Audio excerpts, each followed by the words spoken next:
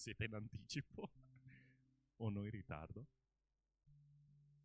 Ok, buonasera a tutti. Se mi potete fare anche il piacere di chiamare gli altri che sono lì fuori, che li ho visti là un po' girare. Buonasera a tutti i presenti, buonasera a tutti quelli che arriveranno fra qualche minuto. Non so perché aspettare il culto fuori dal posto, però va bene, lo accettiamo. Buonasera a tutti quelli che ci seguono da casa. Buonasera a tutte le città, a tutti i fratelli che ci seguono dall'estero. Buonasera New Haven, nello stato del Connecticut. Buonasera Rollandia, nello stato di, non mi ricordo più qual è, Paraná. Buonasera Pastor Caio che ci sta seguendo dal Brasile. Sempre un piacere avere questi fratelli da così lontano che ci stanno seguendo.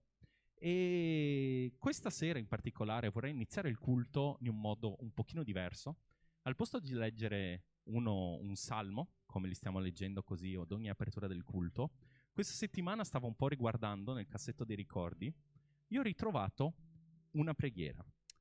La preghiera è stata scritta nel primo campeggio post-Covid che abbiamo avuto, nel momento della sentinella, un momento molto bello in cui durante il campeggio incarichiamo una persona che possa pregare per la vita dei campisti. E in particolare in questo campeggio c'era questo ragazzino, all'epoca un ragazzino, oggi ormai è diventato già un uomo, immagino, che ha voluto scrivere questa preghiera durante il momento della sentinella. Io ve lo voglio leggere per voi questa preghiera perché l'ho trovata così bella.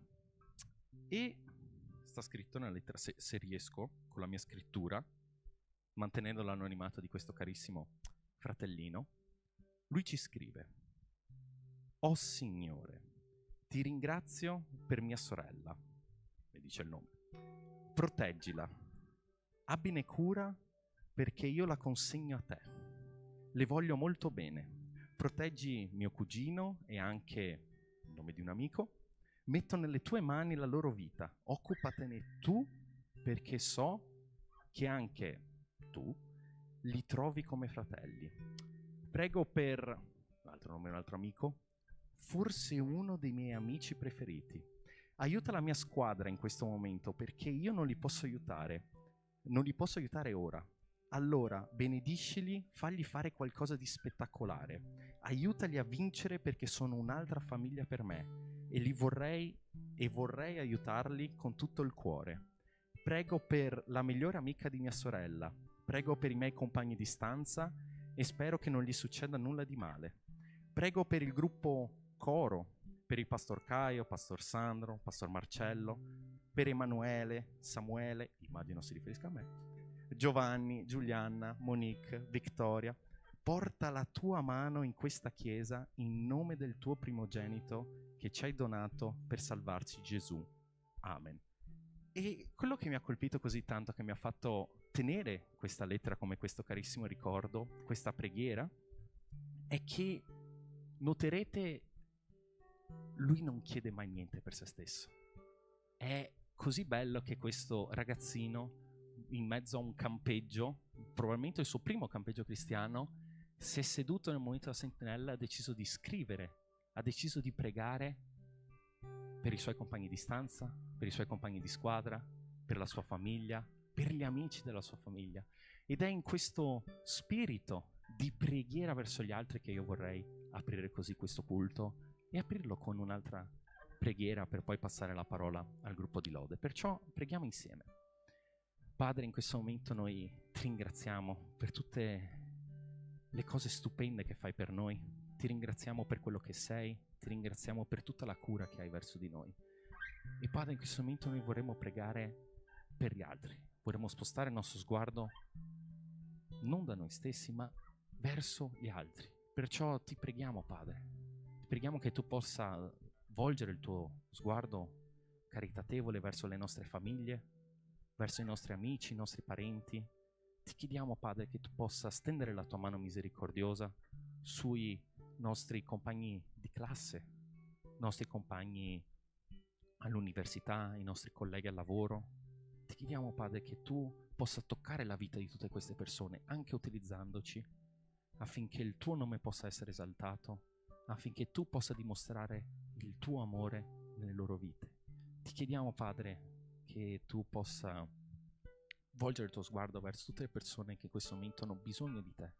Tutti noi, la tua Chiesa, certo, ma anche le persone lì fuori, tutti i nostri leader, i nostri responsabili. Ti chiediamo, Padre, che tu li possa benedire, che tu li possa proteggere e che tu possa mostrarti a loro, parlare a loro. Tutto questo ti chiediamo, Padre, in questo momento, perché riconosciamo che tu sei grande, tu sei potente, e solo in nome del tuo amato primogenito Figlio. Nel nome di Gesù, amen. Cantiamo insieme. Buonasera Chiesa, vi invito a cantare con noi, a lodare il nostro Signore che merita la nostra lode e la nostra adorazione. Amen? Cantiamo a Lui.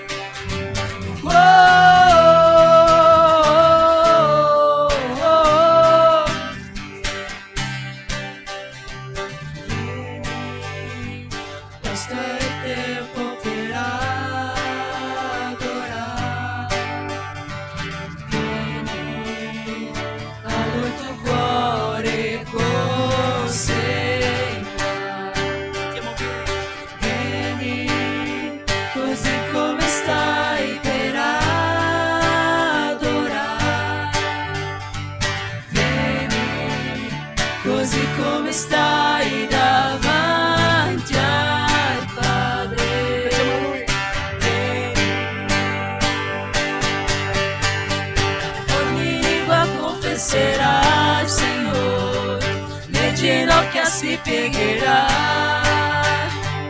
ma colui che Dio crederà, il tesoro più grande avrà. Cantiamo ogni lingua. Ogni lingua confesserà il Signore, le ginocchia si piegherà, ma colui che Dio crederà, il tesoro più grande avrà.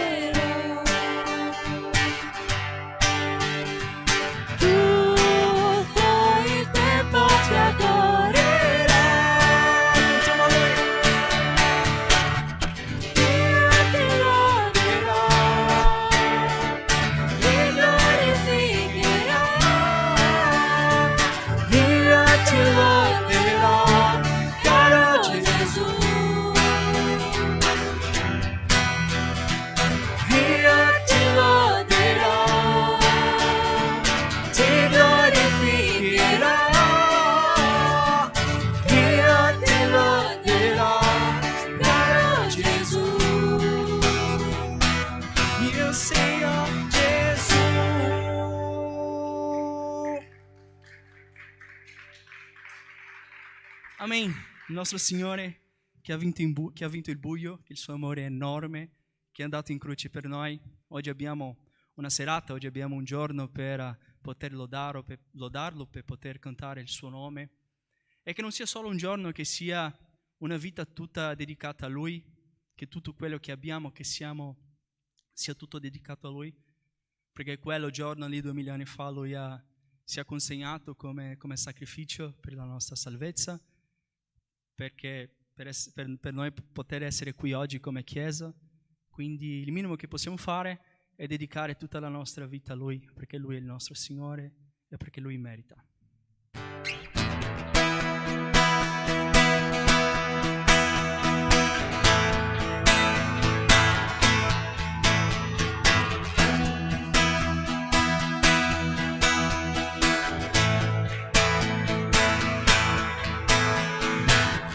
Vince il buio ed il peccato, e cui amore è così grande, il Re di gloria, Gesù è il Re dei Re. Scuote tutto, Che scuote tutto, il mondo intero, che ci stupisce in ogni istante, il Re di gloria, Gesù è il Re dei Re. Questa è la grazia tua, del tuo infinito amore. Lui ha preso Il posto mio, portate i pesi miei, hai dato la tua vita, perché io fossi libero. Oh, Gesù, io canto di ciò che hai fatto in me.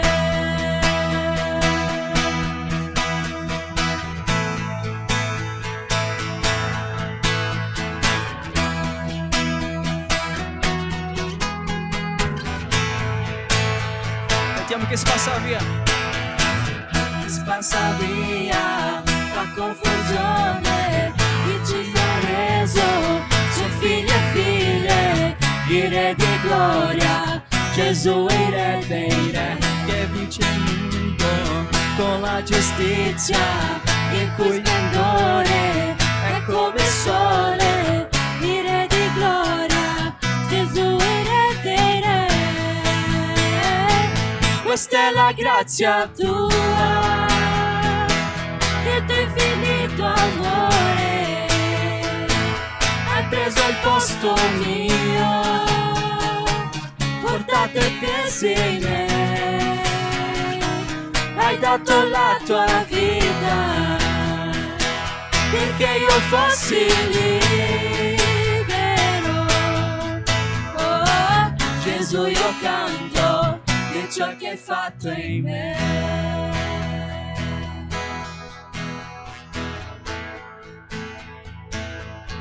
Lui è degno, Lui è il nostro Signore. Possiamo cantare con tutto il nostro cuore, perché Lui merita tutto che siamo, tutta la nostra lode, tutta la nostra adorazione.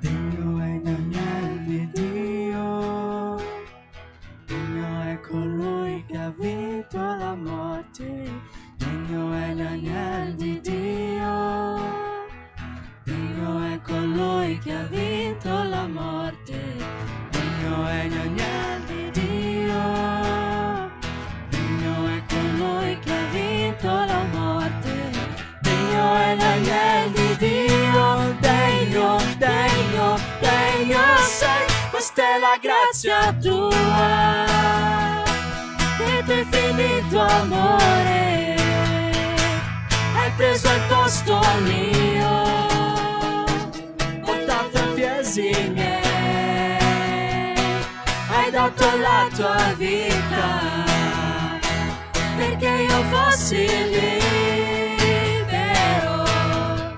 Oh, Gesù, io canto di ciò che hai fatto in me.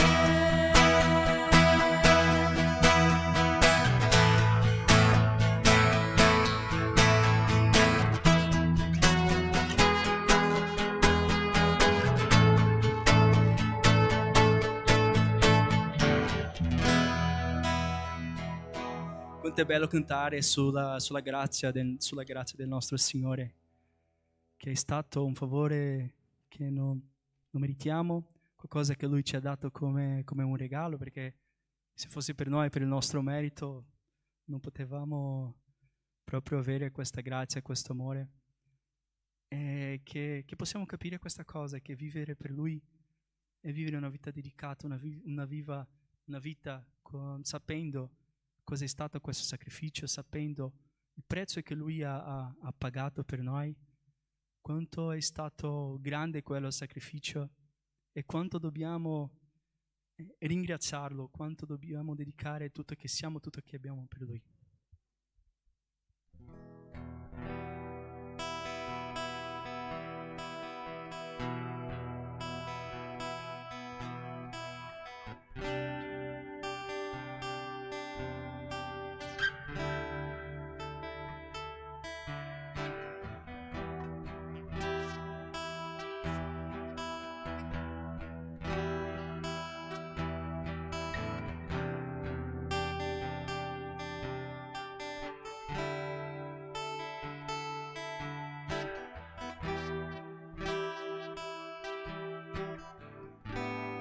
Perché da Lui grazie a Lui e per Lui son tutte le cose.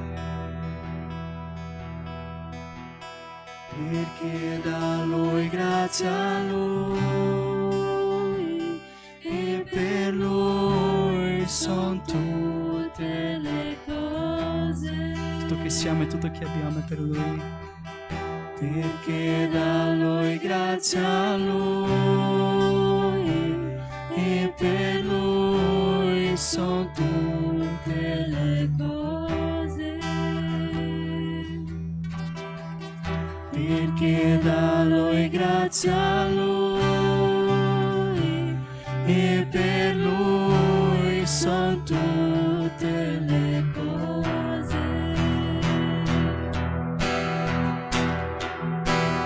A Lui la gloria,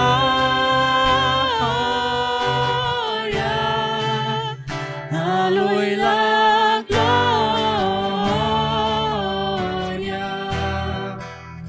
a Lui la gloria, per sempre. Amen.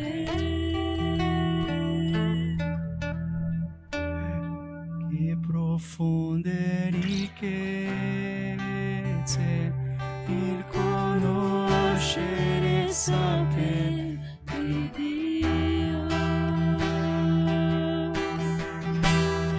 incommensurabile suoi giudizi e le sue vie. Pensiamo che profonde ricchezze.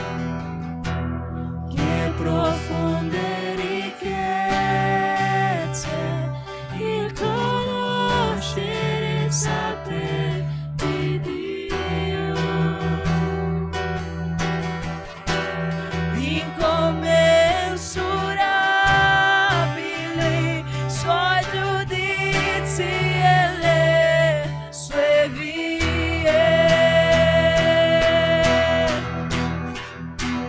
A Lui la gloria,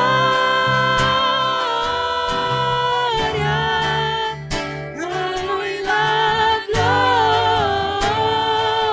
gloria, a Lui la gloria, per sempre. Amen.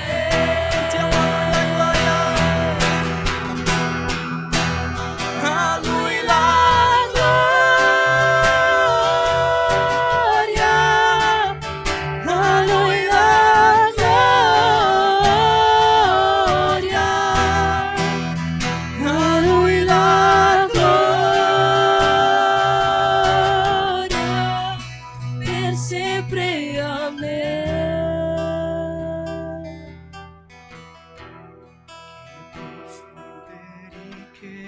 Ricchezze il conoscere e saper di Dio,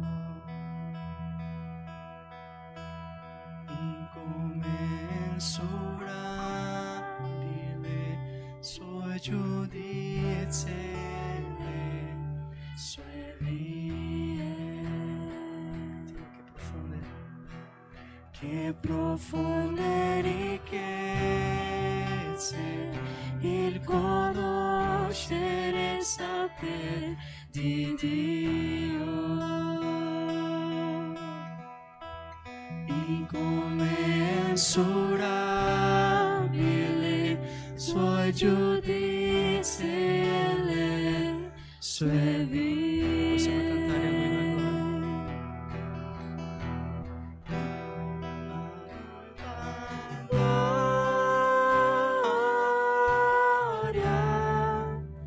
a lui la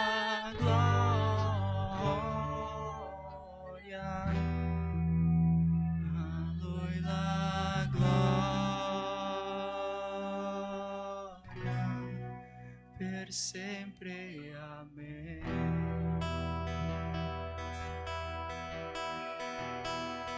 A lui la gloria,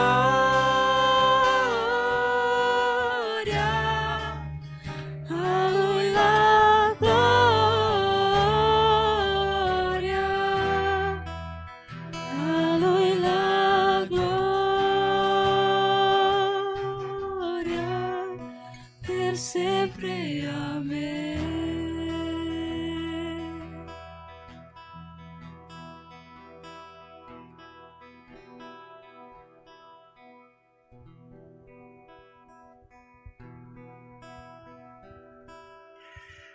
Amen.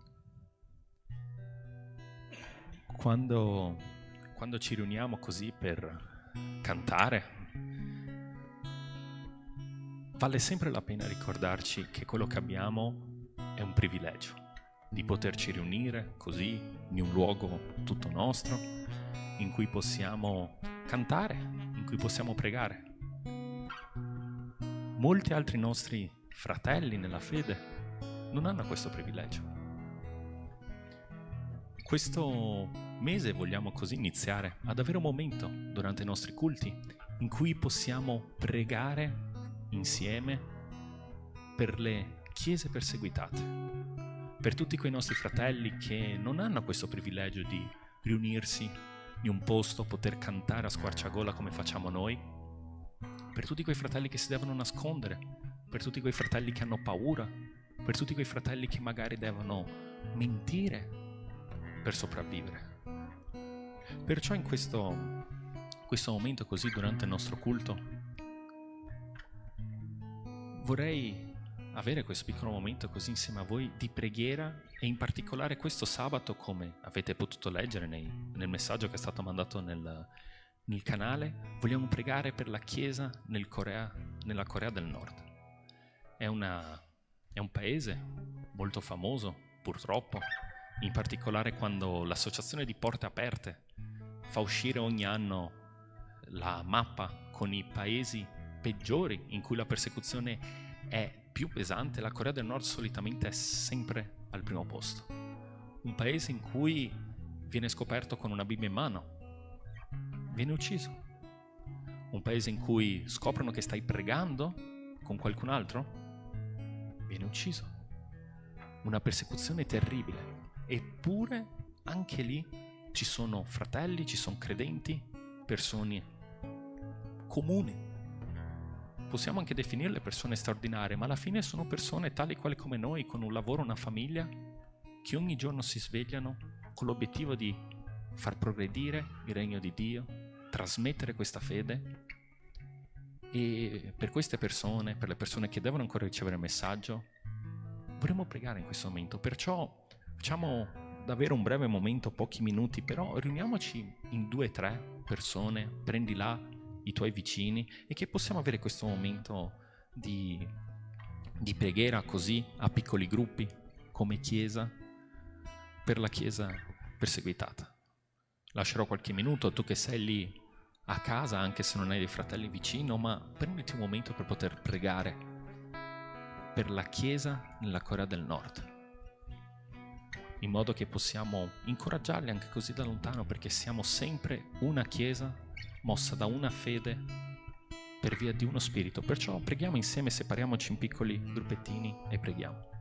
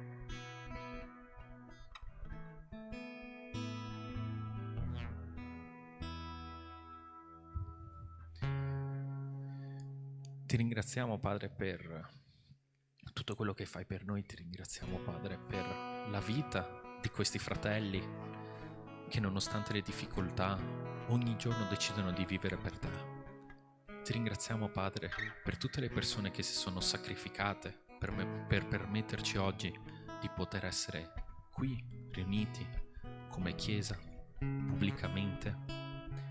E ti ringraziamo, Padre, anche nell'ora della persecuzione, perché riconosciamo che tutto è nelle tue mani e che tu sei il Signore di ogni cosa. Perciò, Padre, in questo momento come Chiesa ti vogliamo chiedere che tu possa proteggere i nostri fratelli in Corea del Nord, che tu possa, Padre, accompagnarli in questo momento così difficile nelle loro vite, e che tu possa continuare, Padre, a sostenerli, ad incoraggiarli, queste persone che hanno deciso di amare con un amore che non è loro. Ti ringraziamo, ti benediciamo, Padre, perché tutto questo è possibile, tutto questo è causa solo tua, è solo a te a cui diamo la gloria, è solo a te a cui diamo l'onore di tutti i nostri sforzi. Tutto questo ti chiediamo, Padre, e ti invochiamo nel nome del nostro Signore Gesù Cristo. Amen. Perciò, continuando con questo spirito di preghiera, anche ricordando i nostri fratelli, mossi da questo amore che non è assolutamente qualcosa di umano, ma viene soltanto da qualcuno che ci ha dato l'esempio, cantiamo insieme. Chiedo di alzarvi in piedi per quest'ultimo momento di lode.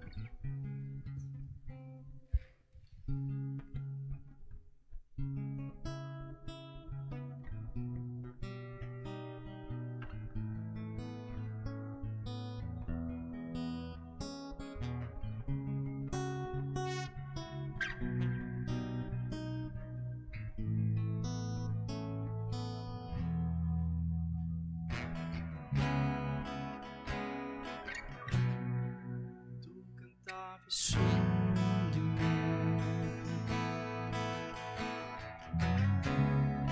Ecco quanto buono sei con me. Io non vivevo, ma tu soffiavi vita in me. Ecco quanto buono sei con me. Hai travolgente, infinite audaci amore tuo. Lascia ancora le 99 per cercare me. Non l'ho meritato né guadagnato, ma è così che ami tu. Hai travolgente, infinite audacia amore tuo.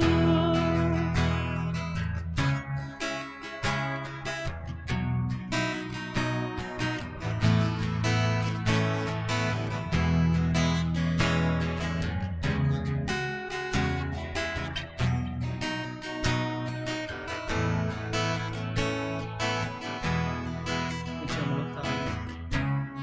Lottavi per me quando ero nemico tuo. Ecco quanto buono sei con me. Lottavi per me quando ero immeritevole. Ecco quanto buono sei con me. Cantiamo a noi. Hai travolgente, infinite audace amore tuo. Lascia ancora le 99 per cercare me. Non l'ho meritato né guadagnato, ma è così che ami tu. Hai travolgente, infinite audace amore tuo.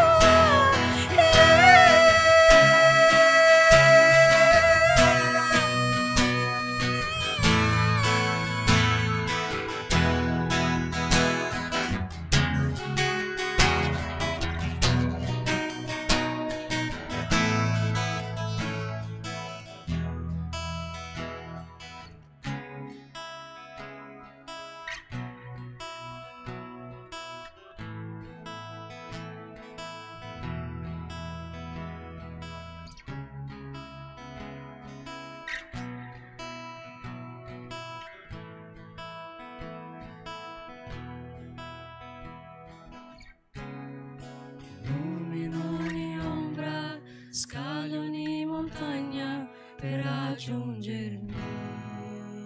Grazie Signore.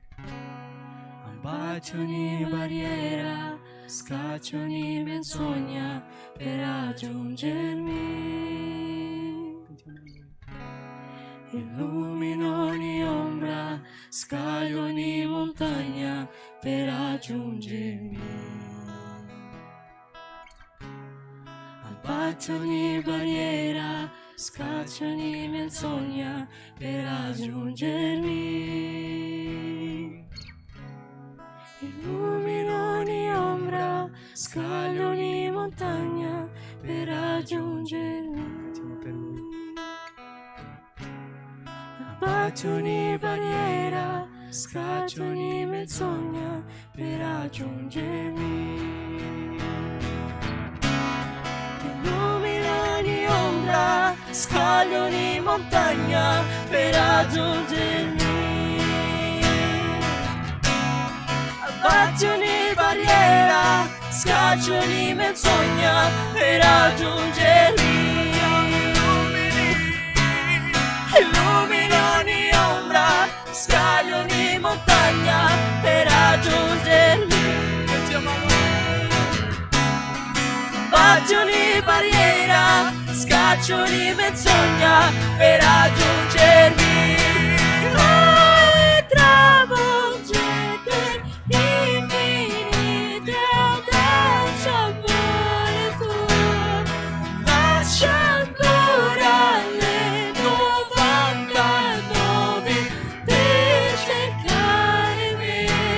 Non l'ho meritato né guadagnato, ma è così che ami tu. Hai travolgete infinite audaci amore tuo.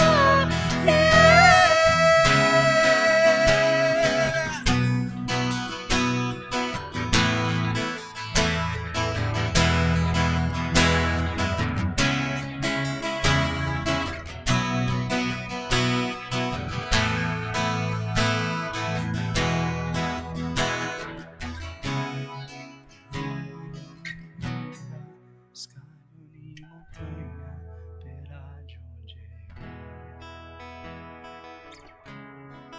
Abbatti ogni barriera, scaccia ogni menzogna per raggiungermi. Cantiamo per Lui perché Lui merita. Illumina ogni ombra, scagli ogni montagna per raggiungermi. Abbatti ogni barriera, scaccia ogni menzogna per raggiungermi. È tutto per Lui. Illumina ogni ombra, scagli ogni montagna per raggiungermi. Cantiamo per te, Signore. Abbatti ogni barriera, scaccia ogni menzogna per raggiungermi. Illumina ogni ombra, scagli ogni montagna per raggiungermi. Abbatti ogni barriera, scaccia ogni menzogna per raggiungermi. Infinite audaci amore tuo, lascia ancora le 99. Ho meritato, ma è così che ami tu.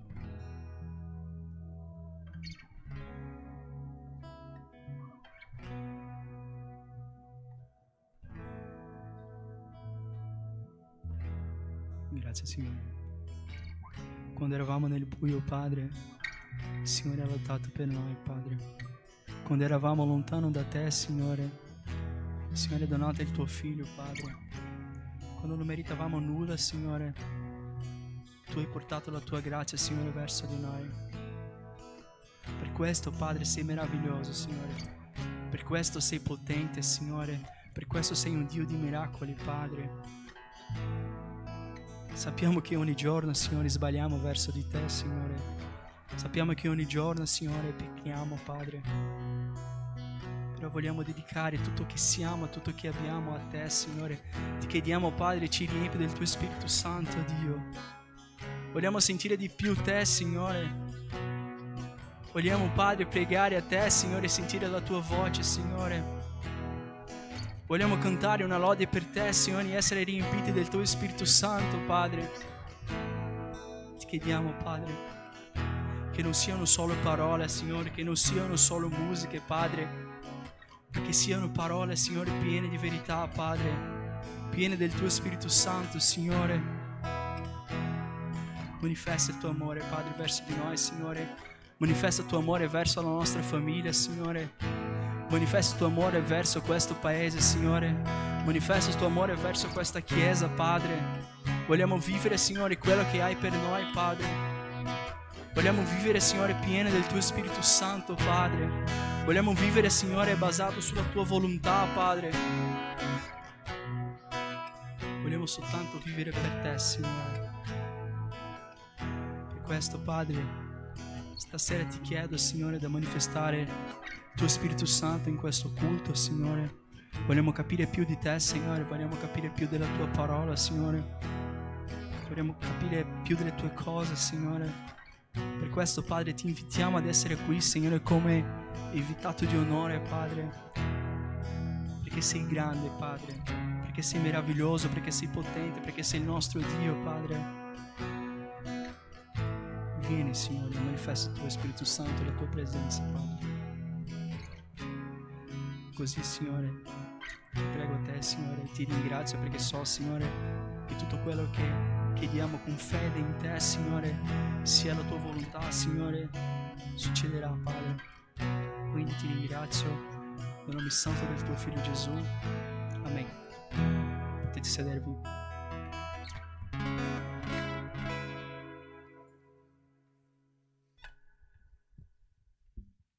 Buonasera, buonasera a tutti. Molto buonasera. Allora, vi invito ancora ad alzarvi in piedi, salutare il vostro fratello, quello che è di fianco, quello che è più lontano. Io so che è un po' freddo, quindi liberate una parola al vostro fratello che è lì di fianco, salutatevi. Amen. Soprattutto quelli che ci stanno visitando per la prima volta. C'è un ragazzo lì che si chiama Luca, se non mi sbaglio. Eccolo là, è uno scherzo. Ci sei mancato, Luca.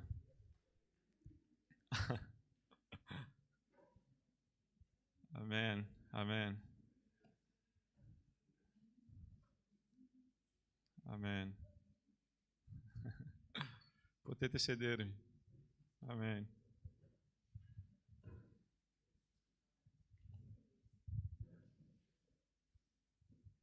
Amen. Molto bene. Ragazzi, dando continuità quindi a quello che stiamo studiando in questo periodo, oggi finiamo quindi la lettera, il primo capitolo della lettera ai Galati. Vi invito quindi ad aprire le vostre Bibbie, che leggeremo dal versetto 11 al versetto 24.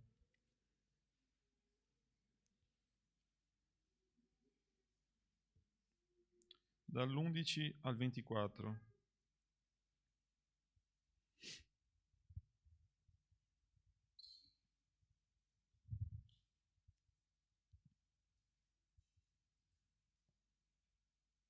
Dice così: vi dichiaro, fratelli, che il Vangelo da me annunciato non è opera d'uomo, perché io stesso non l'ho ricevuto né l'ho imparato da un uomo, ma l'ho ricevuto per rivelazione di Gesù Cristo. Infatti, voi avete udito quale sia stata la mia condotta nel passato, quando ero nel giudaismo, come perseguitavo a oltranza la Chiesa di Dio e la devastavo, e mi distinguevo nel giudaismo più di molti coetanei tra i miei connazionali, perché ero estremamente zelante nelle tradizioni dei miei padri. Ma Dio, che mi aveva prescelto fin dal seno di mia madre e mi ha chiamato mediante la sua grazia, si compiacque di rivelare in me il figlio suo perché io lo annunziassi fra gli stranieri. Allora io non mi consigliai con nessun uomo, né salì a Gerusalemme da quelli che erano stati apostoli prima di me, ma me ne andai subito in Arabia, quindi ritornai a Damasco. Poi, dopo 3 anni, salì a Gerusalemme per visitare Cefa e stetti da lui 15 giorni, e non vidi nessun altro dagli apostoli, ma solo Giacomo, il fratello del Signore. Ora, riguardo a ciò che vi scrivo, ecco, vi dichiaro davanti a Dio che non mento. Poi andai nelle regioni della Siria e della Cilicia, ma ero sconosciuto personalmente alle chiese di Giudea che sono in Cristo, e si sentivano soltanto dire: colui che una volta ci perseguitava, ora predica la fede che nel passato cercava di distruggere, e per causa mia glorificavano Dio. Preghiamo. Signore, nel nome santo di Gesù, che la tua parola possa veramente fare la differenza nella nostra vita, affinché possiamo veramente ascoltare quello che ci hai da dire questa sera, che sia veramente sbloccato qualcosa nella nostra vita e che la tua parola possa avere, Signore, un'applicazione diversa e che possiamo, Signore, vivere esattamente come vuoi te. Nel nome santo di Gesù. Amen. Molto bene. Ragazzi, settimana scorsa, no, come abbiamo visto, la prima parte, no, della lettera ai Galati, cosa era l'intenzione di Paolo, perché Paolo l'aveva scritta, e quindi facciamo un ripasso perché così entriamo nella parte in cui abbiamo appena letto. Quindi, per prima cosa voleva combattere? Combattere, cosa in quel caso Paolo voleva combattere? Il discorso che i Galati dovevano eseguire e osservare la legge per essere salvi. Questo vi ricordate bene, giusto? La seconda cosa è che lui parlava a una società greca in cui abbiamo soffermato un attimo, appunto per vedere esattamente quello che il versetto 10 parlava, cioè il fatto che loro avevano una tecnica di retorica molto superiore, che loro dovevano essere magari compiaciuti di tutti quelli che dovevano magari, convincere per un certo discorso, e quindi quelli che arrivavano lì nella provincia della Galazia usavano di queste tecniche affinché loro potessero veramente credere in quello che stavano dicendo e, spargere così questa teologia sbagliata. Il terzo punto che abbiamo visto è che il Vangelo è quello cristocentrico. Non era un Vangelo basato sull'antropocentrismo, che era quello che noi abbiamo visto, no? Basato sull'uomo, l'uomo al centro di tutto, ma soprattutto Cristo al centro di tutto, che Gesù è venuto esattamente per morire per i nostri peccati e che il Vangelo deve essere per forza così. Dobbiamo guardare soltanto Cristo. Ed è interessante che l'ultima canzone che abbiamo proprio cantato stasera parla esattamente di questa cosa, no? Di un Evangelo cristocentrico, cioè in cui Gesù Cristo è venuto a salvare tutte le sue pecore smarrite, che siamo noi, e soprattutto quelli che sono magari, perse in giro per il mondo, lui è venuto appunto per salvarli. E noi siamo queste pecore, siamo di queste pecore che hanno proprio bisogno di questo Gesù Cristo, e Paolo viene appunto a combattere certi punti, cioè magari un'aggiunta di qualcosa all'insieme di tutto quello che è il Vangelo giusto, cioè Gesù Cristo per la salvezza basta, non c'è bisogno di più niente, quindi Gesù Cristo è il centro del Vangelo. Molto bene. Quando abbiamo visto anche che le persone stavano appunto anche in un certo modo contrastando anche il Vangelo, ma soprattutto la persona di Paolo stava appunto in quel caso lì dicendo che l'Apostolo Paolo non era appunto l'Apostolo perché non aveva vissuto con Gesù Cristo, vediamo qua in questi versetti che abbiamo appena letto esattamente il fatto e gli argomenti che Paolo usa per, combattere questi argomenti che erano usati contro di lui. Interessante, torniamo al versetto 11 che abbiamo letto, dice così: vi dichiaro, fratelli, che il Vangelo da me annunciato non è opera d'uomo. Il 12, perché io stesso non l'ho ricevuto né l'ho imparato da un uomo, ma l'ho ricevuto per rivelazione di Gesù Cristo. Qual è questa rivelazione che Paolo ha avuto? Sappiamo che nel cammino, cioè nella strada per Damasco, Paolo ha avuto questo incontro con Gesù Cristo. Nel momento in cui Gesù Cristo si è presentato a lui è cascato a terra, praticamente ha avuto quell'incontro con Gesù Cristo lì. Dopo 3 giorni il profeta Anania è andato a casa di un signore che era lì a Damasco, in cui lui, cioè proprio Paolo, era lì in quella stanza, ha parlato di Gesù Cristo perché Paolo ha avuto un sogno, e quindi dicendo che lui adesso era stato scelto per appunto spargere e soprattutto predicare il Vangelo a tutti quelli che non erano giudei, che erano cioè delle persone che non appartenevano a quella religione, diciamo così, a quel popolo, che siamo noi. Noi siamo stati appunto acquistati per il sangue di Gesù Cristo perché abbiamo creduto nel suo nome. Ed era esattamente quello che Paolo stava dicendo. Guarda, voi state appunto ascoltando di questo discorso che loro vi stanno dicendo che dovete magari, non so, fare tante cose in più rispetto a quello che il vero Vangelo dice, che è soltanto attraverso la fede, e io vi sto dicendo che non è proprio così, che dovete soltanto credere. La salvezza viene appunto attraverso la nostra credenza in Gesù Cristo. Però il fatto è che quando l'Apostolo Paolo dice così, lui appunto sta combattendo anche quelli che stavano dicendo che lui non era il proprio apostolo. Quando lui dice questo Vangelo da me annunciato non è opera d'uomo, vi ricordate, no, del versetto che stavamo dicendo? Le persone cercavano appunto di avere un bel discorso, di avere belle parole, ma l'Apostolo Paolo stava dicendo: io intanto vi presento il Vangelo attraverso le opere, cioè attraverso il potere, attraverso la dimostrazione di quello che vive in me. Non è soltanto attraverso di parole, cioè io vi mostro attraverso anche i fatti. Quindi io sono una persona che sono abilitato a parlare di questa esperienza, di questo Vangelo, e quello che vi sto annunciando non sono soltanto parole, perché io l'ho ricevute direttamente da Gesù Cristo. Ma tu come puoi dire questa cosa?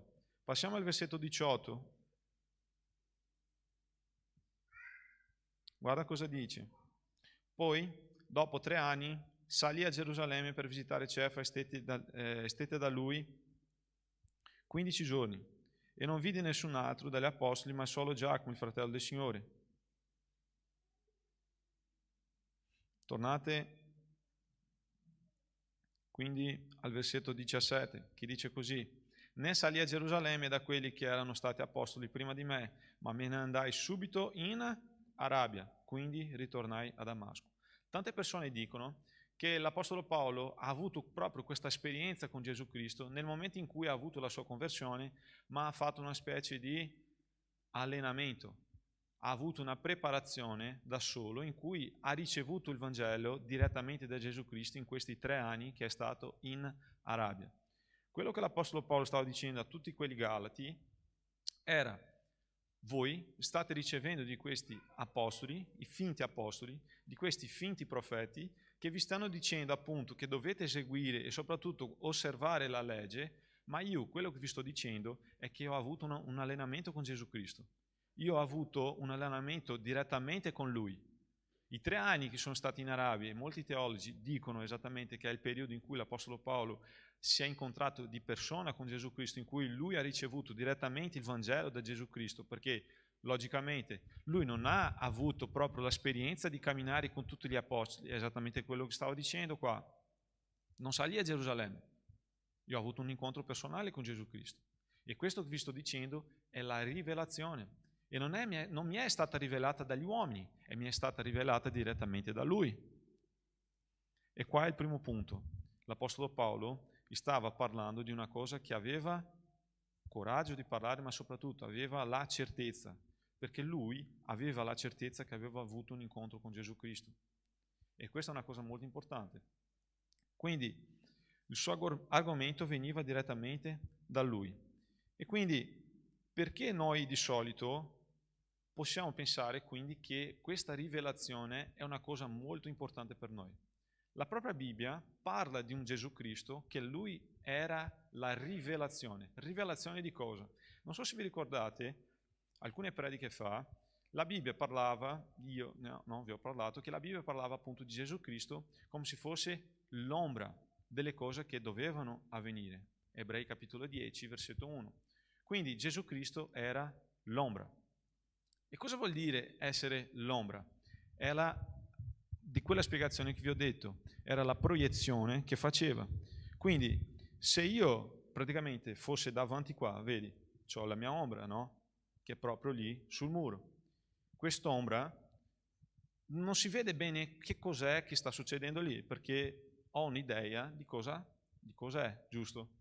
Quindi quando Gesù è arrivato nel loro campo, automaticamente loro hanno percepito che era Gesù Cristo, perché l'agnello di Dio, come Giovanni Battista ha detto, che è venuto per morire per i nostri peccati, quando si è presentato, tutti i giudei, logicamente quelli che hanno accettato e soprattutto hanno creduto nel suo nome, hanno visto che quella ombra che era proiettata sin dall'inizio, che tutti, cioè non solo i profeti, ma soprattutto quelli che annunciavano il Vangelo di Cristo, è apparso nel campo di visioni di tutti quelli che hanno creduto, hanno visto, caspita, adesso sì, io capisco, è Gesù Cristo, è il profeta, è il Messia che la Bibbia nel Vecchio Testamento parlava. Quindi, perché sto dicendo questa cosa? Apriamo le nostre Bibbie, 1 Corinzi, capitolo 2, 1 Corinzi, capitolo 2,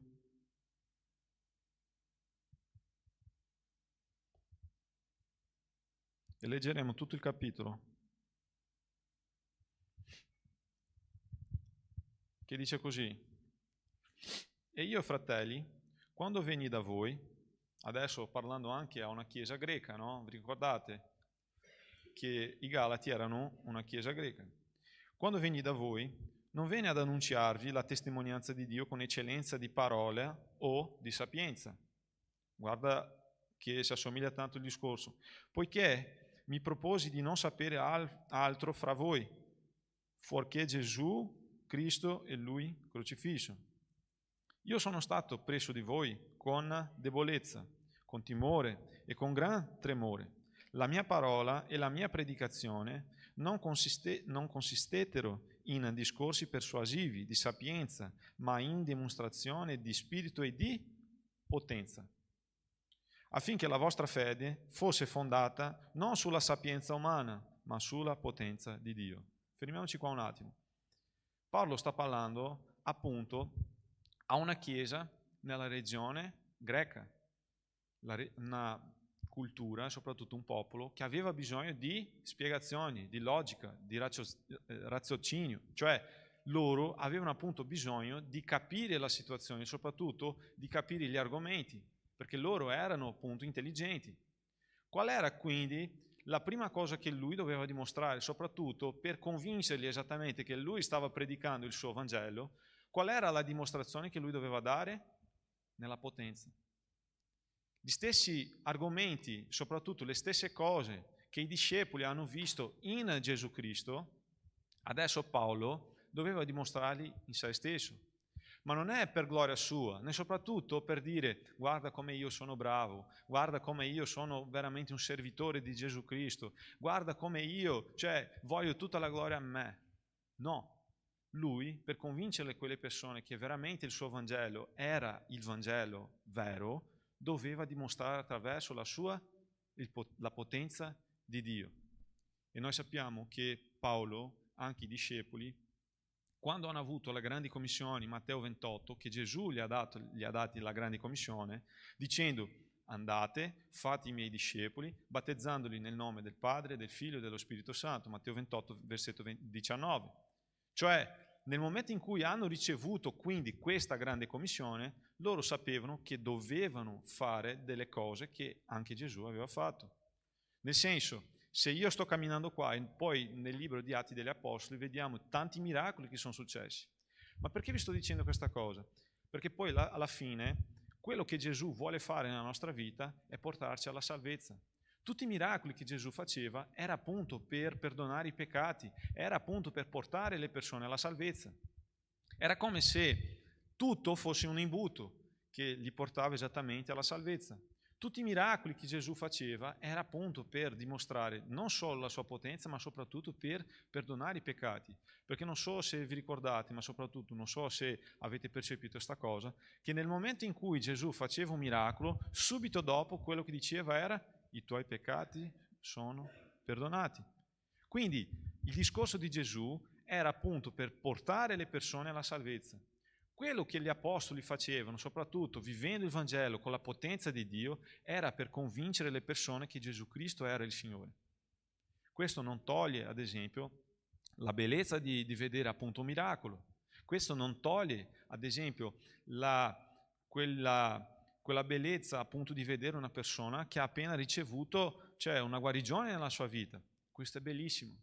Ma quello che l'Apostolo Paolo stava dicendo è: voi siete un popolo che avete bisogno di parole, ma io vi sto dimostrando che il vero Vangelo è quello che viene proprio eseguito e soprattutto inseguito di miracoli, di potenza.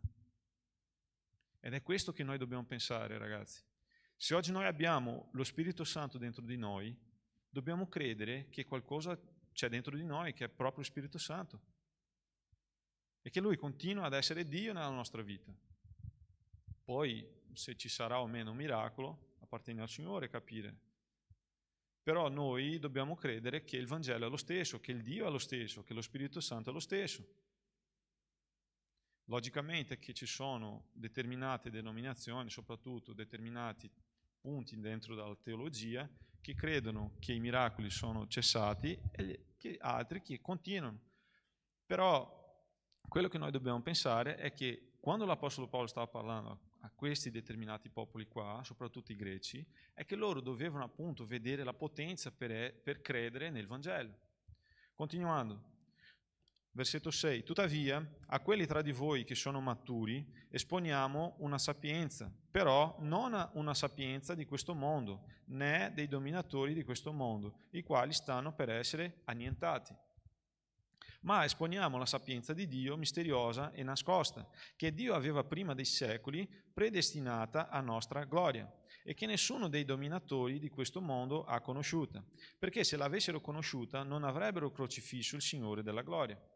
Adesso il versetto molto conosciuto tra di noi, che dice così: ma come è scritto, le cose che occhio non vide e che orecchio non udì e che mai salirono nel cuore dell'uomo sono quelle che Dio ha preparate per coloro che lo amano. Che è una citazione del profeta Isaia 64, versetto 4. Interessante è che per tanti anni ho capito malissimo questo versetto, perché pensavo esattamente così: caspita, adesso sono veramente un credente e vedrò cose meravigliose nella mia vita, cioè vedrò dei miracoli, cioè mamma mia, adesso sono veramente un figlio di Dio. Ma quello che il versetto sta dicendo è un'altra cosa, perché la risposta del versetto è appunto il versetto 10, che dice così: a noi invece, praticamente così che lui sta dicendo, a noi Dio le ha rivelate per mezzo dello Spirito, perché lo Spirito scruta ogni cosa, anche le profondità di Dio.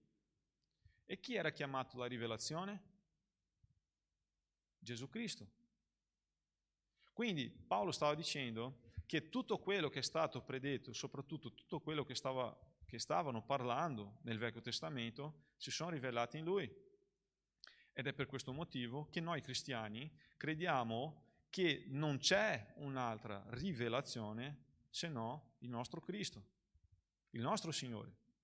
E che tutto quello che viene aggiunto, cioè tutto quello che viene dopo, non serve. Questo diventa una setta. Perché il vero Vangelo è quello di Giovanni capitolo 14, versetto 6. Io sono la vita, la via e la verità. Nessuno verrà al Padre se no per via di me. Lui è la rivelazione, è soltanto attraverso di Lui e soprattutto Lui è l'unica via. Versetto 11. Infatti, chi tra gli uomini conosce le cose dell'uomo, se non lo spirito dell'uomo che è in lui? Così nessuno conosce le cose di Dio se non lo spirito di Dio. 12. Ora, noi non abbiamo ricevuto lo spirito del mondo, ma lo spirito che viene da Dio per conoscere le cose che Dio ci ha donate.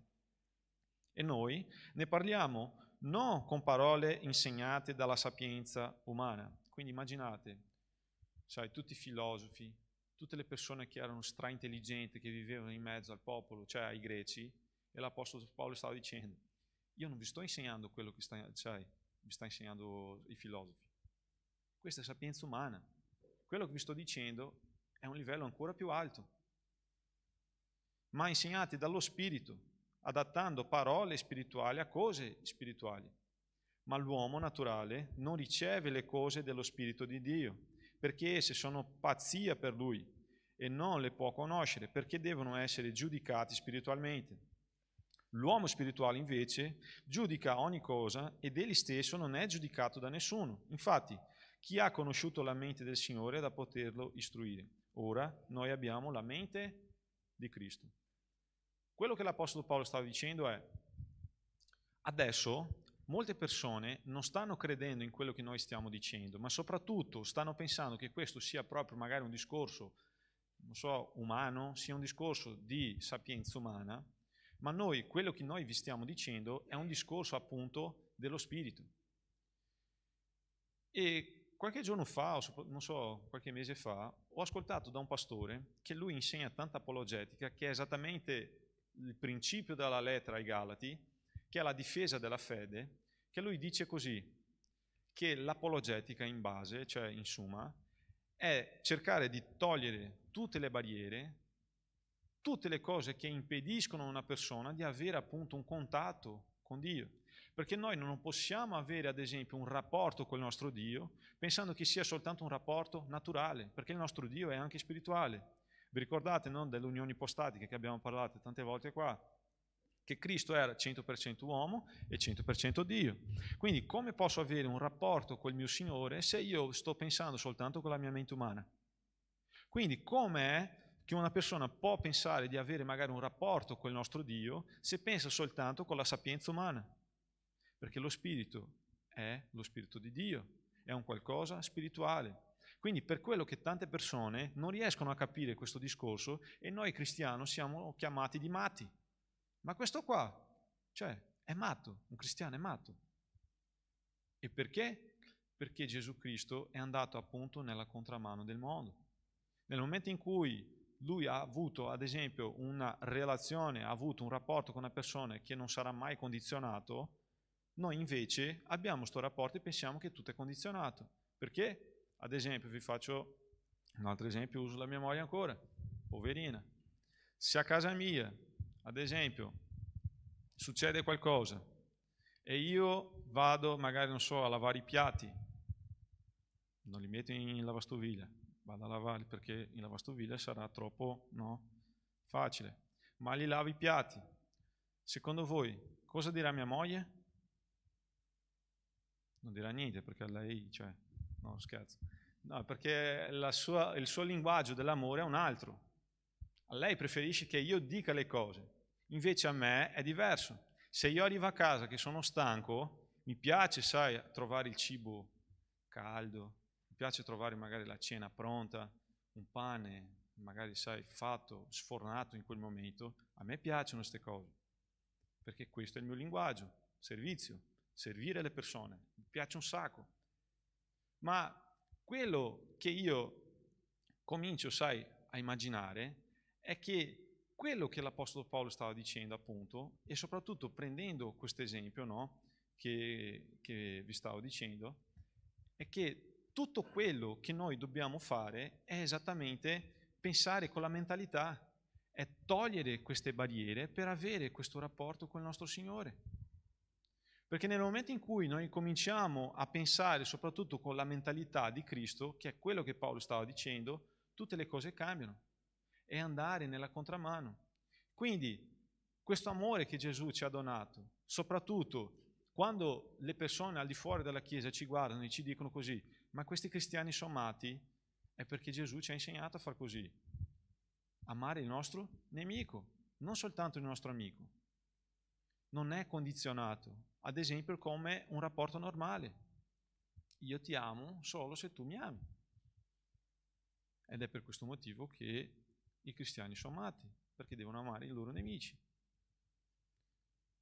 Qualche giorno ero sull'Instagram e vedevo ad esempio uno in Brasile che va in giro con la sua motocicletta, il suo motorino, ad aiutare le persone.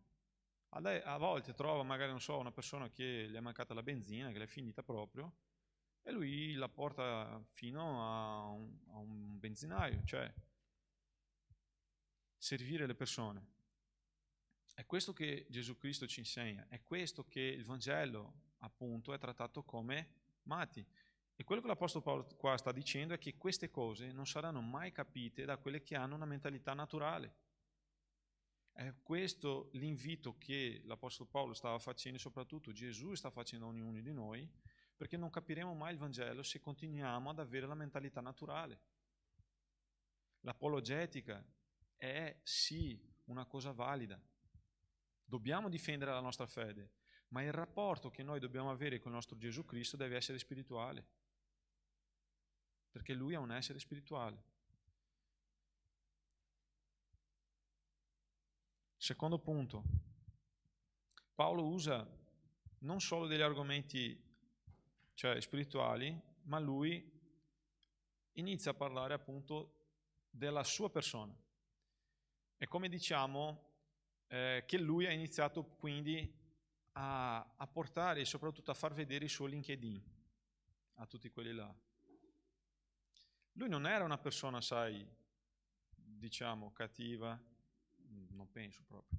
Lui non era una persona arrogante, ma quando hanno iniziato, a dire tante di quelle cose, lui ha iniziato a fargli vedere il suo curriculum. Gli ha fatto vedere il suo curriculum, ma non con quella idea di essere proprio arrogante, ma perché, tornando là a quello che noi stavamo leggendo ai Galati, capitolo 1, guarda cosa lui dice nel versetto 13. Infatti voi avete udito quale sia stata la mia condotta nel passato, quando ero nel giudaismo, come perseguitavo a oltranza la Chiesa di Dio e la devastavo. E mi distinguevo nel giudaismo più di molti coetanei tra i miei connazionali, perché ero estremamente zelante nelle tradizioni dei miei padri. Traducendo, loro non capivano niente. Io ero ancora più bravo di loro. Io perseguitavo la Chiesa. Se loro erano bravi, io ero ancora molto più bravo. Se loro pensavano di essere proprio, delle persone che predicavano il Vangelo, io predicavo ancora il giudaismo. Loro pensavano di magari essere proprio, di osservare la legge, io lo osservavo di più.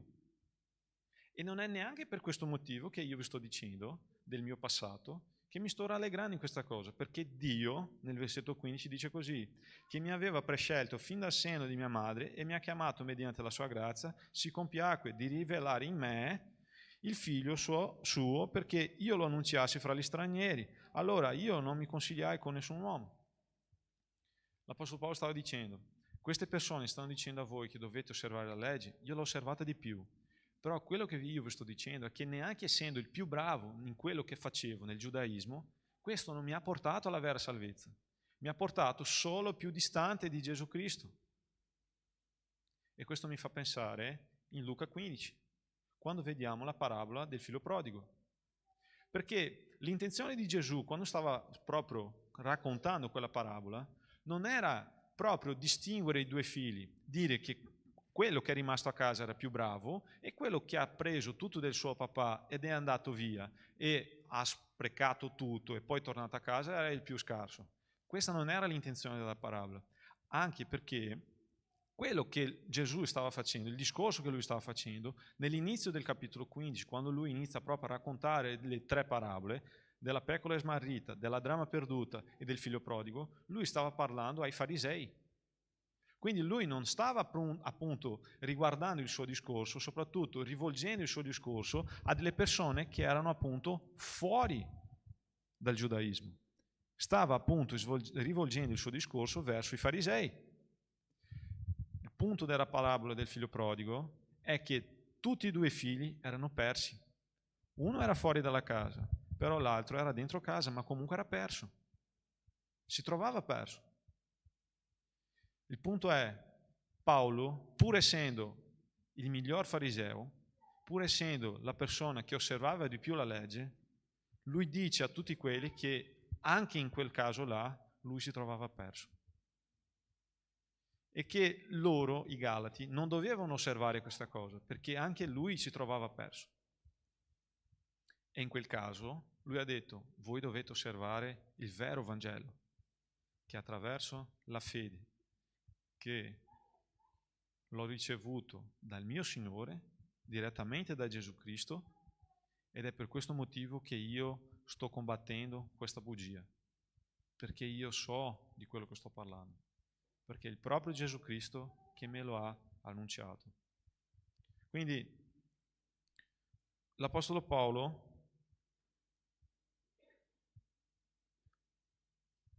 ha visto la necessità di combattere questa cosa.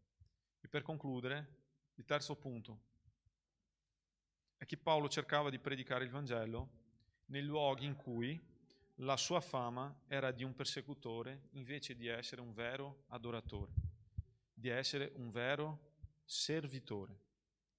Noi per tanti mesi, o non so quanto tempo, abbiamo studiato la lettera di Giacomo e nella lettera di Giacomo abbiamo visto l'importanza di avere anche un comportamento degno di un cristiano, che non era soltanto un comportamento di dire guarda, io ho la fede, adesso non faccio più niente e va tutto bene. No, la fede per la salvezza è la cosa principale, ma il fatto che noi siamo già salvi ci fa avere esattamente un rapporto e soprattutto un atteggiamento giusto verso i nostri fratelli. Qua io imparo una cosa, tornando al testo là di Galati, nel versetto 21, lui dice così: poi andai nelle regioni della Siria e della Cilicia, ma ero sconosciuto personalmente alle chiese di Giudea, che sono in Cristo. Cioè Paolo stava dicendo, queste chiese che conoscono veramente Gesù Cristo, io ero proprio sconosciuto personalmente. E si sentivano soltanto dire, cioè la fama di Paolo raggiungeva in questi luoghi. Colui che una volta ci perseguitava, ora predica la fede che nel passato cercava di distruggere e per causa mia glorificavano Dio. Qua ragazzi io imparo che le persone, anche se diciamo che siamo una nuova creatura, devono vedere attraverso i nostri frutti se siamo di fatti nuove creature. Il Vangelo, come Paolo diceva, non è soltanto un Vangelo di parole, ma è un Vangelo di potenza. Vi faccio un esempio. Le persone che mi conoscono, soprattutto lì in Brasile, dove sono cresciuto, se io torno lì adesso, sarò ancora il Miguelino, quando sono, partito da lì. Sarò ancora quel ragazzo magro che aveva, stinco, ginocchio e stinco, perché ero veramente magro. Mi guarderanno così, non mi guarderanno come sono adesso. Adesso sono proprio cambiato, ma non dico solo la parte, spirituale, ma forse anche la parte fisica, c'è stato un cambiamento. Magari ci saranno persone che vi conoscono da una vita e che per un determinato motivo voi non le vedrete più. E dopo tanti anni che magari vi siete beccati, tutto è cambiato. E se oggi fai il discorso, no, perché adesso ho conosciuto Gesù Cristo, adesso sono un cristiano, la prima cosa che ti diranno, tu cristiano? Dai, andavamo insieme alla discoteca, prendevamo non so quante gin tonic insieme, adesso mi dici che sei cristiano, ma dai, racconta un altro. E tu gli dici, no, ti giuro, ho conosciuto Gesù Cristo, adesso sono un'altra creatura, dai, non ci credo. E forse per questo motivo che Giacomo ha scritto che solo la fede non basta, perché lui è cresciuto con Gesù Cristo, era il suo fratello. Quindi immaginate, quando Gesù Cristo arrivava alla scuola e che loro dicevano, guarda il Messia, e tutti li prendevano in giro, tutti. Vieni il Messia, dai, adesso salverai il mondo. Che prendevano Gesù Cristo in giro, no? O magari dicevano così, arriva quello che è dalla tribù di Giuda, il leone, ma ancora non è il leone, no? È soltanto Simba. Ma è vero, le persone ci prenderanno in giro nel primo momento, finché non vedono esattamente il cambiamento nella nostra vita. E quello che l'Apostolo Paolo stava dicendo a tutte quelle persone, soprattutto tornando nei posti in cui lui perseguitava la Chiesa, per dire: ragazzi, io ho conosciuto la verità, adesso io sono proprio cambiato da così a così, e la mia diligenza è proprio di venire qua, nel posto in cui voi sentivano parlare male di me, però voglio dimostrarvi che il Vangelo, la potenza di Cristo è vera. Io voglio dimostrarvi esattamente che Cristo è vero. E la sua diligenza era proprio quella, di sistemare, di aggiustare esattamente quello che nel passato suo era appunto un punto di tristezza, di vergogna. E cosa imparo qua? Che nella Bibbia tante volte noi abbiamo queste situazioni. Ricordiamoci di Giacobbe col suo fratello Esaù. Lui ha litigato, ha preso il posto suo come fratello più grande della primogenitura, si è scappato, è andato alla casa del suo suocero, che poi è diventato il suo suocero, è rimasto lì per 14 anni per sposare appunto con la sua famosa moglie, perché ha aspettato i 14 anni. E nel momento in cui stava tornando a casa, con chi ha appunto beccato? Il suo fratello. E lui in quel momento pensava: adesso mi spaccherà, perché di sicuro pensa che io sono la stessa persona. Pensa appunto che io continuo, a fare delle cose, diciamo, tra virgolette, sbagliate.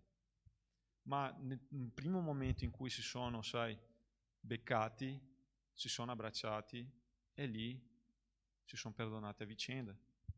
Lui ha sistemato quella cosa del suo passato, perché adesso Giacobbe non era la stessa persona. Giacobbe era diverso. E questo mi fa pensare anche che il suo figlio Giuseppe era ancora piccolo e ha visto quella situazione. Posso dedurre, perché Giuseppe era piccolo, non lo so. Guardando quella situazione, un po' più avanti nella storia, cosa è successo? I suoi fratelli l'hanno venduto e poi lui ha dovuto perdonare i suoi fratelli. Ma lui aveva già un qualcosa nella sua vita perché ha visto il suo papà facendo quella cosa là. Io non so com'è stata la tua situazione nel passato. Io non so quante cose magari devi sistemare nel tuo passato. Ma oggi Gesù Cristo ti ha fatto una nuova creatura. E tocca a te dimostrare attraverso la tua vita che sei una nuova creatura. Perché i tuoi figli, i tuoi futuri figli, vedranno in voi esattamente la trasformazione. Vedranno in voi una nuova creatura. E non pensate che loro non vi guarderanno. Certo che vi guarderanno. E soprattutto, io sono sicuro che voi, che siete ancora giovani, guardate spesso i vostri genitori. Cosa fanno, come si comportano. Pensate quindi che sarà la stessa cosa con voi. Però il Vangelo, il vero Vangelo, consiste esattamente in potenza, dimostrazione, sia dimostrazione di potere, sia dimostrazione che tu sei una nuova creatura, ma se i miracoli che vogliamo vedere nella vita delle altre persone, noi dobbiamo pensare che questi miracoli devono iniziare prima in noi. La tua vita è il primo miracolo. Perché vi ricordate di questa frase? Quando le persone sentiranno, non so, da voi o da altre persone, che adesso sei proprio un cristiano, che sei un credente, la prima cosa che diranno è: non ci credo. Perché loro ti conoscono. Sanno esattamente chi sei. Le discoteche della vita, no? Anima, Odissea, non lo so. Lo spritz, la sigaretta. Però Gesù ti ha cambiato. Gesù ti ha fatto una nuova creatura, come ha fatto con l'Apostolo Paolo, attraverso la fede in Gesù Cristo. Amen? Vi invito il Ministero di Lode.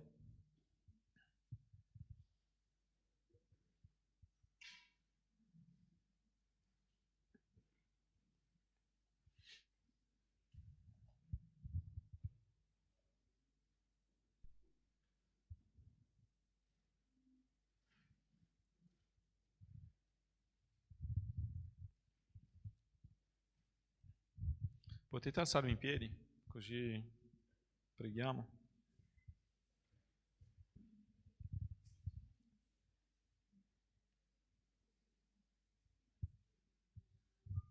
Preghiamo, chiudiamo i nostri occhi. Signore, in questo momento vorrei proprio chiederti che questa parola abbia, Signore, veramente un'applicazione pratica nella nostra vita, affinché non possiamo rimanere soltanto nella teologia, nella parte teorica, ma che la tua parola, Signore, possa veramente guadagnare vita nel nostro quotidiano, possa guadagnare veramente questa libertà nella nostra vita, affinché possiamo, Signore, dimostrare che siamo i veri discepoli del Signore, i veri, Signore, discepoli che cercano, Signore, di dimostrare che siamo veramente dei discepoli, che cercano, Signore, di dimostrare che la tua parola ha cambiato la nostra vita, che la tua parola, Signore, che il tuo Vangelo ha cambiato la maniera di pensare, di ragionare, ha cambiato, Signore, la nostra maniera di agire. Chiedo, Signore, che nel momento in cui abbiamo delle situazioni dove dobbiamo veramente dimostrare che siamo dei veri cristiani, che possiamo, Signore, ricordarci della tua parola. Nel momento in cui dobbiamo perdonare qualcuno, che ricordiamoci, Signore, della tua parola che dice che dobbiamo perdonare una persona. Che nel momento in cui dobbiamo essere più pazienti, Signore, che possiamo ricordarci, Signore, della tua parola che dice che dobbiamo avere pazienza verso gli altri. Che nel momento in cui, Signore, dobbiamo dimostrare che amiamo il Signore sopra ogni cosa, che possiamo ricordare, Signore, del mandamento che ci dice che dobbiamo amare il Signore sopra ogni cosa. Dalla stessa cosa, quando dobbiamo amare il nostro fratello, che ricordiamoci, Signore, della parola che dice, Signore, del mandamento che il Signore ci ha dato, che dobbiamo amare il nostro fratello come a noi stessi. Quindi io prego, Signore, in questo momento affinché possiamo, Signore, applicare la tua parola e che possiamo vedere, Signore, i segnali, che possiamo, Signore, vedere, non direi soltanto i miracoli, ma che possiamo vedere, Signore, persone trasformate, il miracolo, Signore, della vita cambiata, che possiamo, Signore, vedere persone che si sono consegnati davanti a te, che si sono veramente, Signore, consegnati perché hanno creduto e hanno capito che il Signore è il Signore della nostra vita.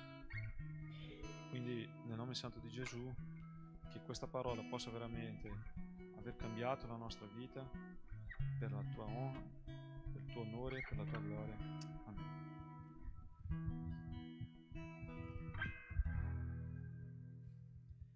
Invitiamo la Chiesa a continuare in questo momento di lode, momento con il nostro Signore.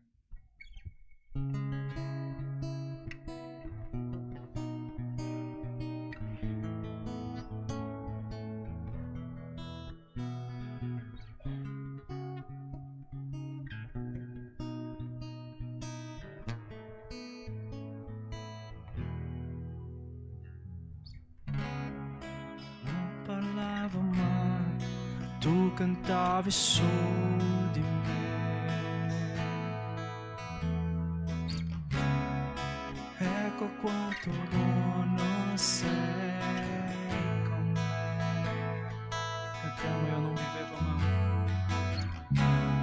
io non vivevo mai, tu soffiavi vita in me. Ecco quanto buono sei con me.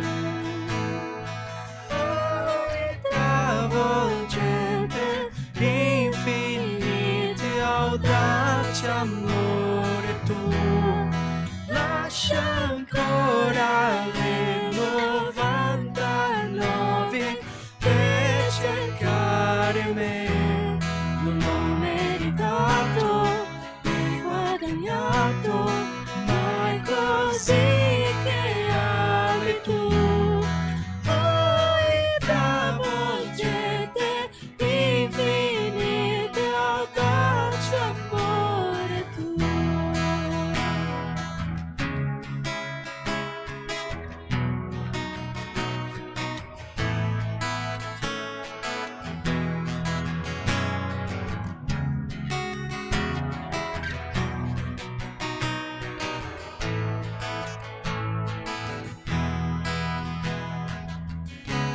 Lottavi per me quando ero nemico tuo.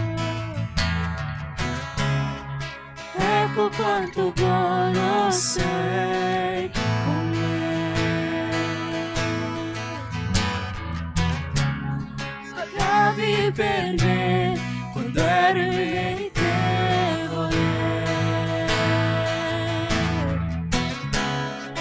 Ecco quanto buono sei con me. Puoi travolgere infinite audaci amore tuo. Lascia ancora le 99 per cercare me. Non l'ho meritato né guadagnato, ma è così che ami tu. Voi travolgete infinite audaci amore tuo.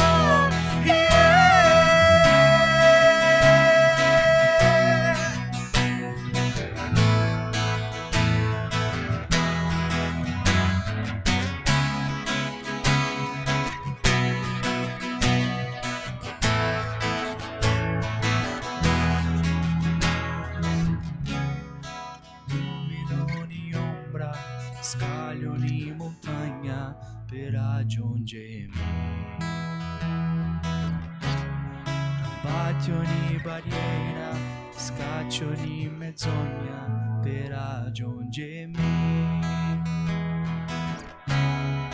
Illumino ogni ombra, scaglio ogni montagna per raggiungermi. Abbatti ogni barriera, scaccio ogni menzogna per raggiungermi. Illumina ogni ombra, scaglio ogni montagna per raggiungermi. Abbatti ogni barriera, scaccio ogni menzogna per raggiungermi. Illumina ogni ombra, scaglio ogni montagna per raggiungermi. Abbatti ogni barriera, scaccio ogni menzogna per raggiungermi. Puoi travolgere infinite audaci amore tuo. Lascia ancora le 99 per cercare me. Non l'ho meritato né guadagnato, ma è così che ami tu. Voi travolgete infinite audaci amore tuo.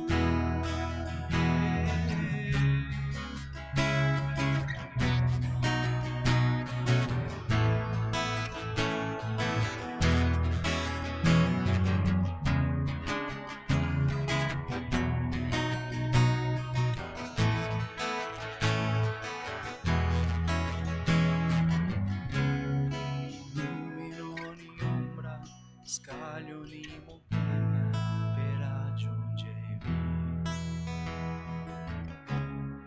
Abbatti ogni barriera, scaccio ogni menzogna per raggiungermi. Illumino ogni ombra, scaglio ogni montagna per raggiungermi. Abbatti ogni barriera, scaccia ogni menzogna per raggiungermi. Cantiamo illumina ogni ombra, scaglia ogni montagna per raggiungermi. Abbatti ogni barriera, scaccia ogni menzogna per raggiungermi. Cantiamo illumina ogni ombra, scaglia ogni montagna per raggiungermi. Abbatti ogni barriera, scaccia ogni menzogna per raggiungermi. Illumina ogni ombra, scaglia ogni montagna per raggiungermi. Abbatti ogni barriera, scaccia ogni menzogna per raggiungermi.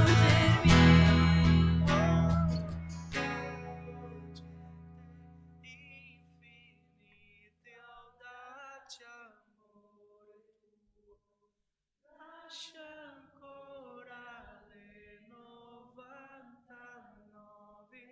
per cercare me. Non l'ho meritato né guadagnato, mai così infinite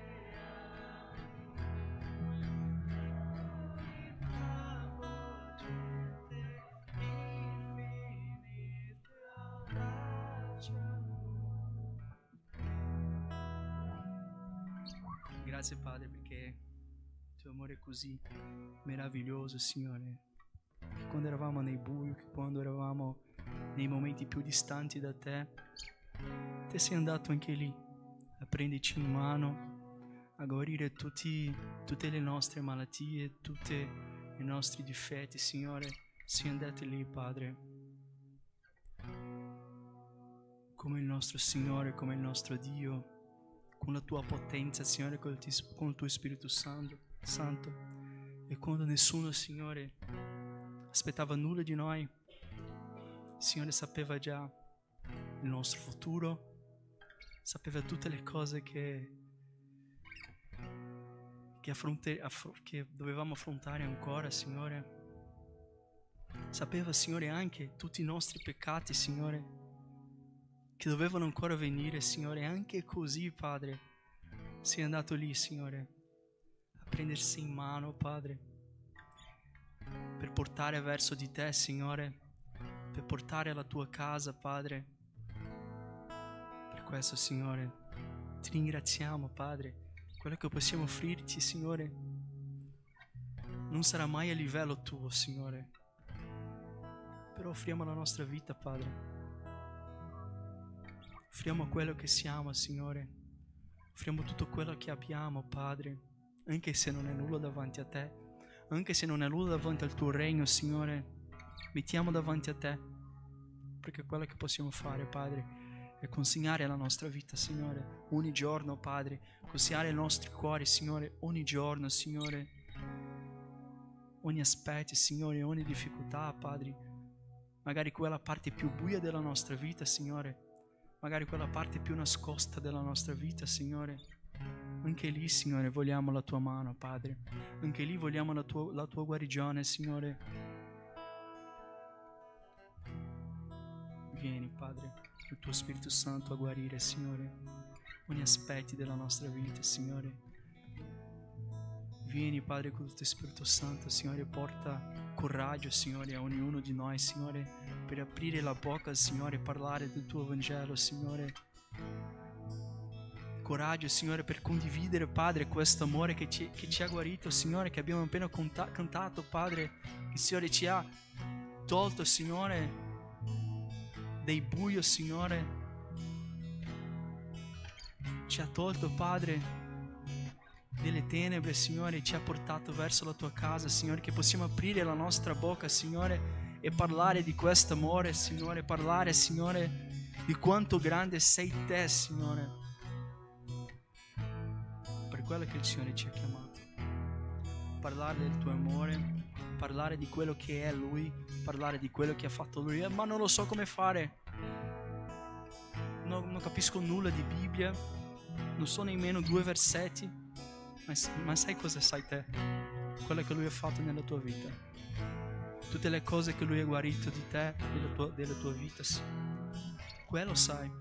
Tutti i momenti di difficoltà che il Signore ci ha preso in mano e ti ha tolto di lì, da lì. Ci chiediamo, Signore, coraggio per parlare di te.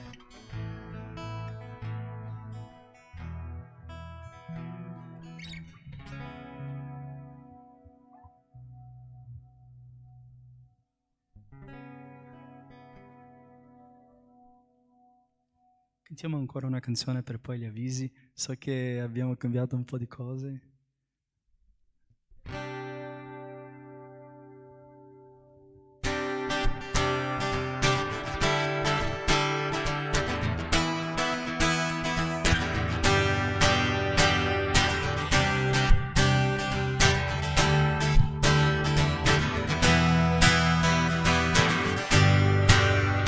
Tu sei santo,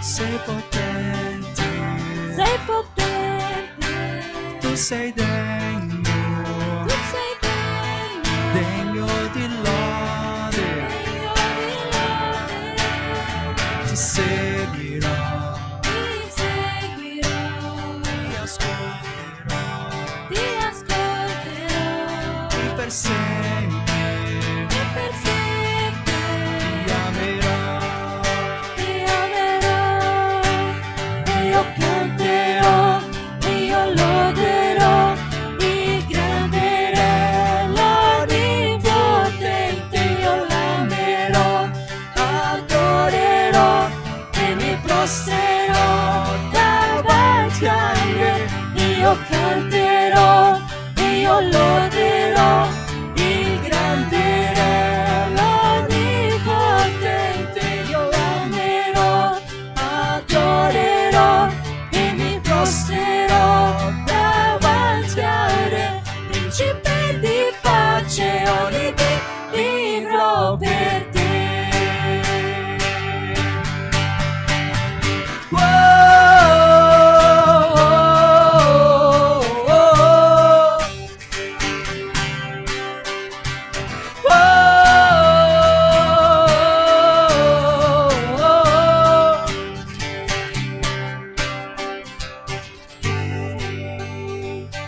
basta il tempo per adorare.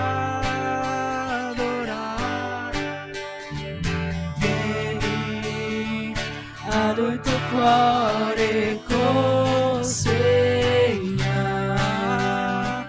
Vieni così come stai per adorare. Vieni così come stai davanti al Padre. Vieni. Ogni lingua confesserà il Signore, le ginocchia si piegherà, ma colui che Dio crederà, il tesoro più grande avrà. Cantiamo ogni lingua.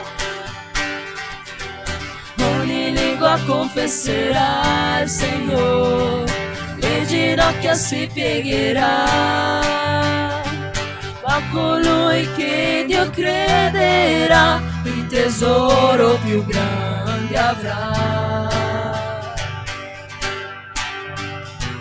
Vieni, vieni.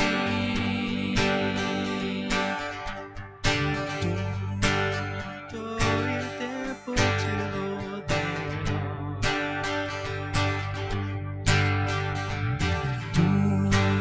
Tutto il tempo ti adorerò.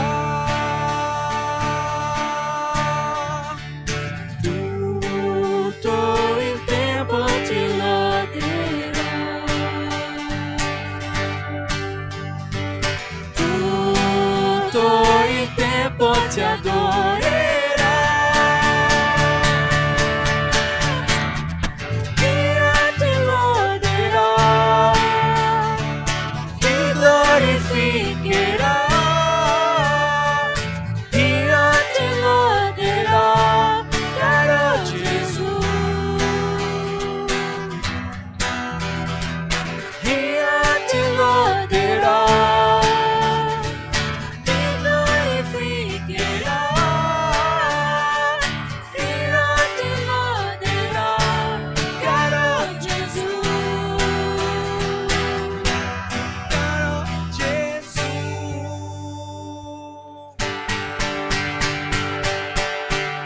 lode del nostro Signore, abbiamo i momenti di avviso.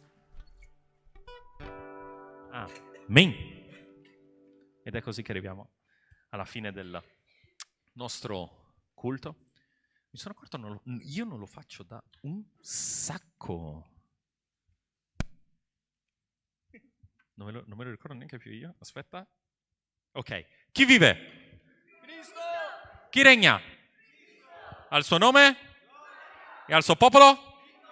Di nuovo più forte. Chi vive? Cristo. Chi regna? Cristo. Al suo nome? E al suo popolo? Amen. Ok, finiamo così in carichi il nostro culto con i nostri piccoli gruppi che potete trovare su di sopra. Per i maschietti potete seguire il buon carissimo vecchio PH. Potete seguire PH, ok? Mentre le femminucce si possono ritrovare nella solita sala, che stasera ho sentito che c'è qualcosa di speciale per voi, c'è un momentino un po' più particolare. Oh mio. Ok, poi abbiamo sabato 21 febbraio alle ore 15, va bene così anche alle 3, ok? Abbiamo il carissimo baby shower della carissima Elena. Dove sei?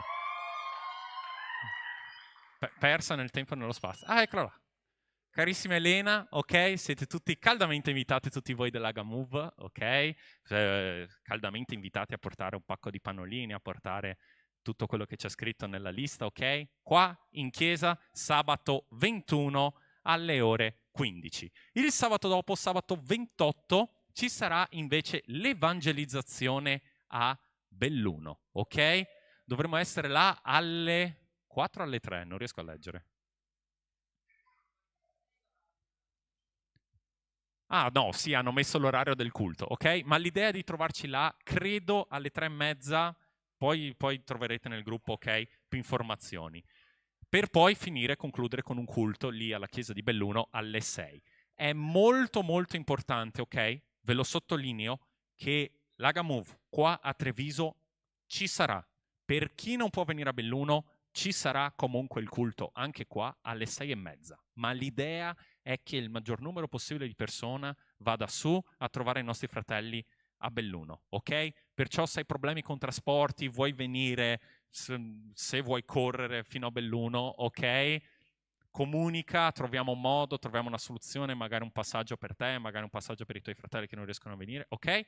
A Belluno il 28 febbraio. Sempre quel giorno poi vi invito a portare i vostri carissimi soldini, perché faremo una raccolta fondi con il carissimo Giancarlo attraverso una bella pizzata, ok? Per chi non conoscesse Giancarlo, è uno chef, perciò, cioè io vi posso dire testimonianza, per un momento testimonianza, che le sue pizze sono davvero devastanti, però non vi posso garantire che ci sarà presente il POS come ce l'abbiamo qua, non lo so, forse sì, forse no. Nel dubbio è meglio che vi portate le vostre simpatiche monetine per poter pagare lì.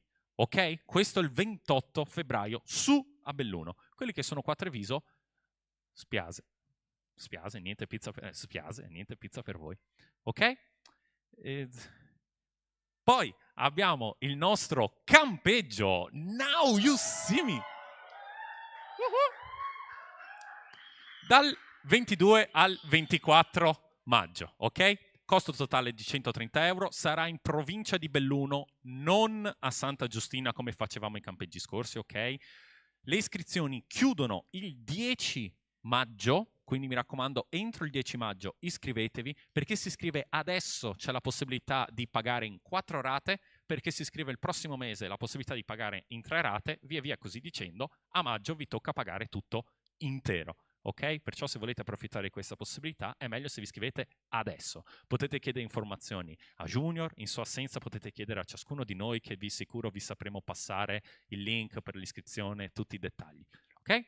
E credo di aver detto tutto. Sì? No? Qualcuno in sala mi sta ricordando che mi sto dimenticando qualcosa? Forse? No. No. Mi fai no perché mi sono dimenticato o mi fai no perché no? Sono riuscito a dire tutto. Ok, perciò concludiamo il nostro culto in piedi con una preghiera. Iniziamo con una preghiera, chiudiamo con una preghiera, preghiamo anche in mezzo. Preghiera, questo è un momento fondamentale, davvero molto molto importante. Perciò insieme come comunità, così in piedi, possiamo pregare per il nostro sabato, la nostra domenica e la nostra chiesa. Ti ringraziamo, Padre, per tutto quello che ci dai, per tutto quello che continui a fare, per tutto quello che sei. E ti chiediamo, Padre, in questo momento che tu possa benedire il momento dei nostri piccoli gruppi, i nostri momenti di comunione, che tu possa benedire questi momenti affinché insieme possiamo sperimentare insieme quello che è il tuo vero amore. Ti chiediamo tutto questo e ti invochiamo, ti ringraziamo infinitamente, sempre, costantemente, nel nome del tuo amato Figlio che tu ci hai donato senza merito. Tutto questo ti chiediamo in nome di Gesù. Amen. Buon sabato, Dio vi benedica.